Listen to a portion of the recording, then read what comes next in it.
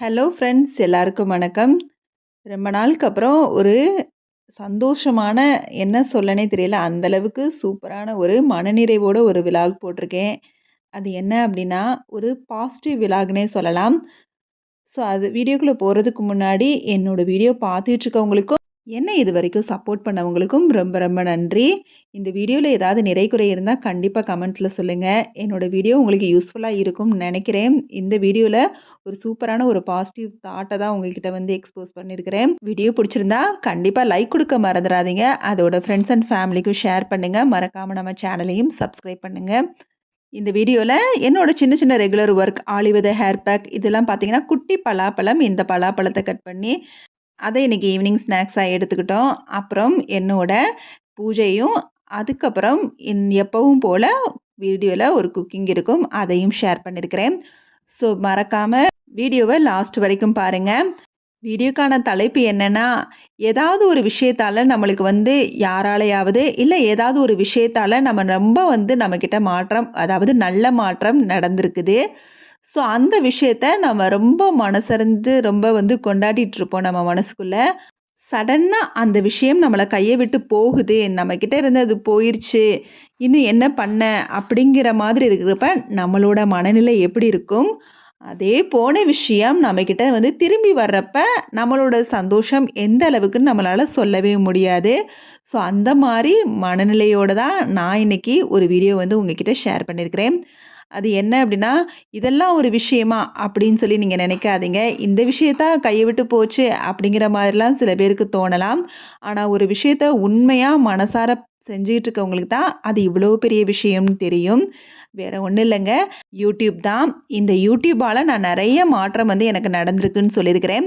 அப்படி மாற்றத்த குடுத்த இந்த சேனல் திடீர்னு என்னைய விட்டு போயிருச்சுங்க. உண்மையிலே தாங்க. சேனல வந்து அன்சஸ்பெண்ட் பண்ணிட்டாங்க. சேனலையே வந்து தூக்கிட்டாங்க. ஸோ ரொம்ப ரொம்ப ரொம்ப மனசுடைஞ்சு போயிருந்தேன். பட் விடாம ஒரு பாசிட்டிவ் வேயோட இந்த காட்ஸ் கிரேஸோட எந்த அளவுக்கு அது வந்து என்னைய விட்டு போனது திரும்பி வந்துச்சு அப்படிங்கிறத தான் உங்ககிட்ட நான் வந்து ஷேர் பண்ணியிருக்கிறேன். ஸோ உண்மையிலேயே வந்து கடவுள் நம்பிக்கை இருந்தா கண்டிப்பா இந்த உணர்வு வந்து உங்களால வந்து ஃபீல் பண்ண முடியும். ஸோ எந்த ஒரு விஷயமே நம்மள விட்டு போகுது அப்படின்னா, சடனா நாம வந்து நான் யூடியூப்காகன்னு மட்டும் சொல்லல. நம்மள விட்டு சடனா ஒரு விஷயம் வந்து விலகி போகுது, நம்மள விட்டு போகுது, இனிமே நம்மளுக்கு கிடைக்காது அப்படிங்கிற மாரி சமயத்துல நம்ம டக்குன்னு வந்து மனசுடைஞ்சு போயிற வேணாம். என்னடா ஒரு யூடியூப்காக இவ்ளோ ஒரு அலப்பறையா? அப்படிங்கிற மாரி திங்க் பண்ண வேணாம். நான் ஆல்ரெடி வந்து வீடியோல வந்து நான் சொல்லியிருக்கிறேன். நான் எந்த அளவுக்கு சேஞ்ச் ஆயிருக்கிறேன் அப்படின்னு சொல்லி. ஒரு யூடியூப் சேனல் வந்து நான் ஸ்டார்ட்டிங்கில ஸ்டார்ட் பண்ணது நீங்க ஃபர்ஸ்ட்டு என்னோட வீடியோஸ்லாம் பார்த்தீங்கன்னா, சும்மா எதையாவது எடுத்து ஒரு வீடியோவா வந்து அதாவது ஒரு டைம் பாஸ்க்காக தான் நான் இத பண்ணேன். ஸோ டைம் பாஸ்க்காக பண்றப்ப ஏதாவது ஒரு வீடியோ வந்து போஸ்ட் பண்ணணும் அப்படிங்கிற தாட்ல வந்து நான் சும்மா 2, 3 டைம் பாஸ்க்காக போட்டேன். ஆரம்பத்தில அத பார்த்தீங்கன்னா தெரிஞ்சிருக்கும். அதுக்கப்புறம் நான் யூடியூப வந்து கொஞ்சம் கொஞ்சமா வந்து நான் பார்க்க ஆரம்பிச்சேன். அப்ப நெறைய மோட்டிவேஷனல் வந்து வீடியோஸ் வந்து பார்த்தேன். என்ன அப்டின்னா, நான் நெறைய வந்து சோம்பேறியா இருப்பேன். வீட்ட வந்து ஆர்கனைஸ்டா வச்சுக்க தெரியாது.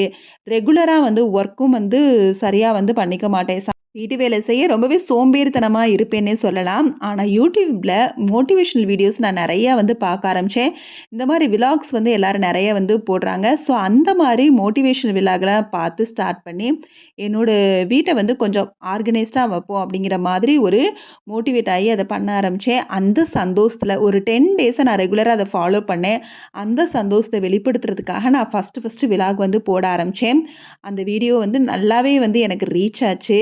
என்னோட இத வந்து நெறைய பேர் வந்து அப்ரிஷியேட் பண்ற மாரி, எனக்கு லைக் குடுக்குற மாரி, "ச்சீ நம்மளாலயும் ஆர்கனைஸ்டா வச்சுக்க முடியுதே!" அப்படிங்கிற வந்து அந்த ஃபர்ஸ்ட்டு விலாக் வீடியோ தான் என்னை இந்த அளவுக்கு வந்து இப்ப கொண்டு வந்திருக்குது.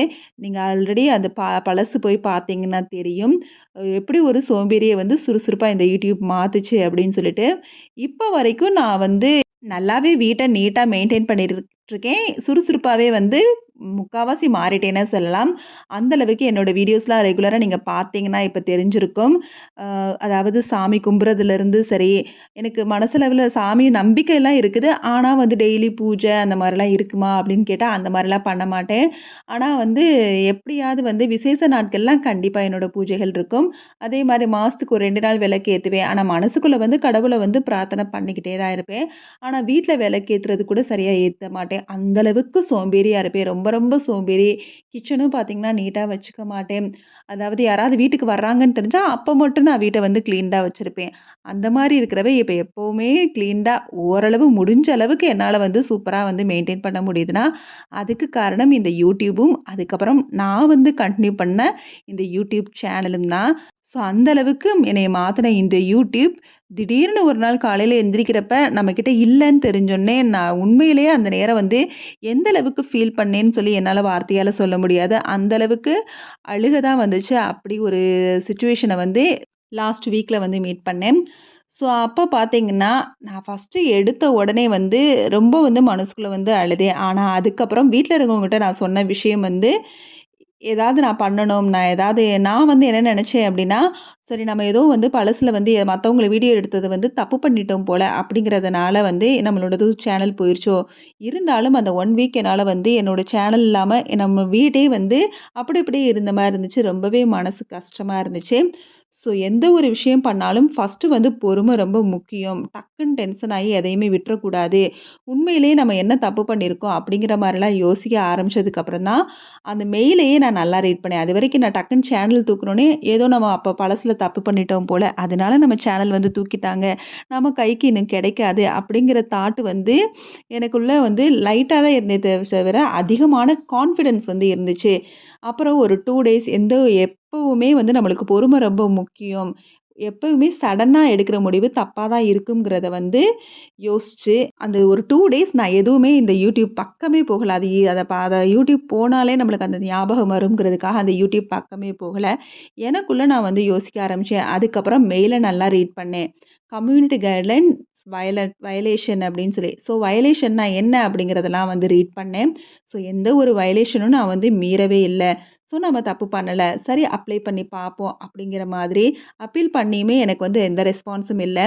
அதுக்கப்புறம் முழுக்க முழுக்க கடவுள் மேல பாரம் போட்டு, என் வீட்ல யாராவது கேட்டா கூட, "என்ன யூடியூப் சேனல் என்னாச்சு? ஏதாவது ரெஸ்பான்ஸ் இருக்கான்னா?" கண்டிப்பா என் கைக்கு வரும். அப்படிங்கிற மாதிரி கடவுள்கிட்ட ஒரு பிரார்த்தனைய போட்டு, மனமுருகி வந்து வேண்ட ஆரம்பிச்சேன். அதுவும் நான் ஃப்ரைடே நைட்டு அந்த அளவுக்கு நான் ஃபீல் பண்ணி வந்து ப்ரே பண்ணேன். ஸோ அன்னைக்கு நைட்டே வந்து எனக்கு வந்து தூக்கம்ங்கிறதே வரல. பிகாஸ் இத்தன நாள் நான் நினைக்காத ஒரு விஷயம் வந்து அன்னைக்கு வந்து எனக்கு வந்து இன்சிஸ்ட் பண்ணி இன்னொரு தடவ அப்பீல் பண்ணேன். இந்த மாதிரி அப்பீல் பண்ணுங்கிற தாட் வந்து எனக்கு வந்து யோசிச்சுக்கிட்டே இருந்தேன். ஸோ அதுக்கப்புறமா அப்பீல் பண்ணேன். மறுநாள் காலையிலேயே என்னோட சேனல் வந்து எனக்கு வந்து பேக் ஆயிருச்சு. ரொம்ப ரொம்ப ரொம்ப சந்தோஷம். அந்த 1 வீக் நான் பொறுமையா ஹேண்டில் பண்ணது, எந்த ஒரு டென்ஷனும் இல்லாம யோசிச்சது தான்.